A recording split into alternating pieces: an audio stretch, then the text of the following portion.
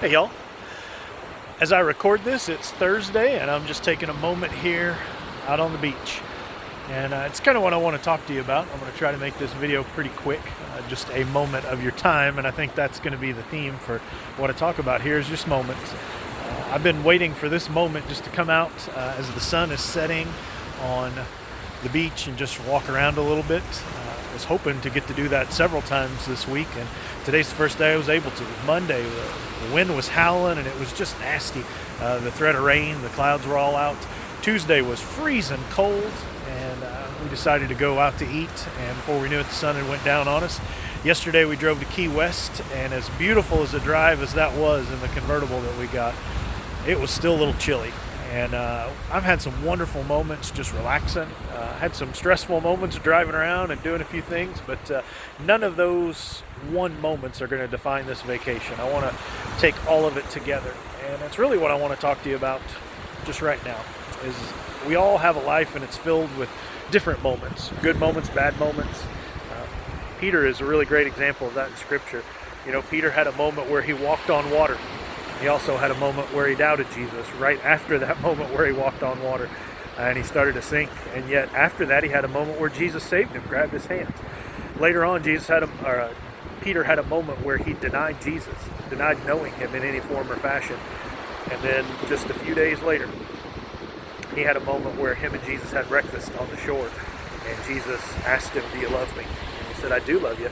And he said, "Well, feed my sheep. I trust you." Peter went on to write a lot of what we know as the New Testament.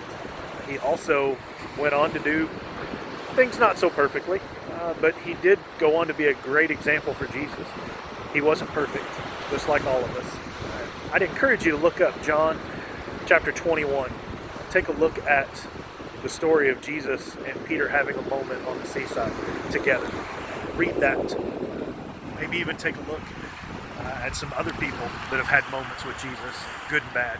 There's a rich young ruler that had a moment with Jesus. He came to him and he said, "Hey, I've been really faithful." And Jesus noted that he was faithful. Jesus noted that he had done the right things. And he said, all those things you've done, but he said, maybe you need to do one more thing. Sell all of your possessions.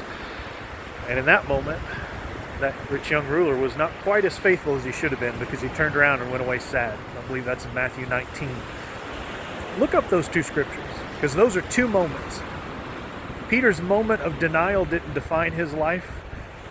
Peter's moment of having breakfast with Jesus challenged him to lead a more faithful life, but even that wasn't perfect.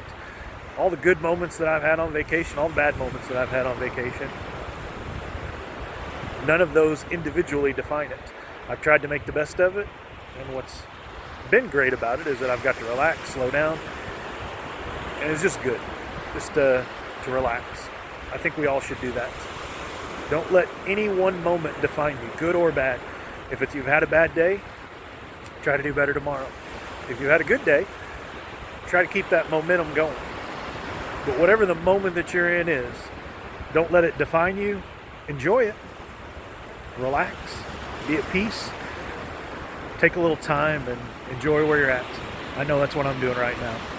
So God bless you. I hope that you can take a moment, spend some time with Jesus, and when you come out, every moment that you live, good or bad, do the best to glorify God in all that you say and do.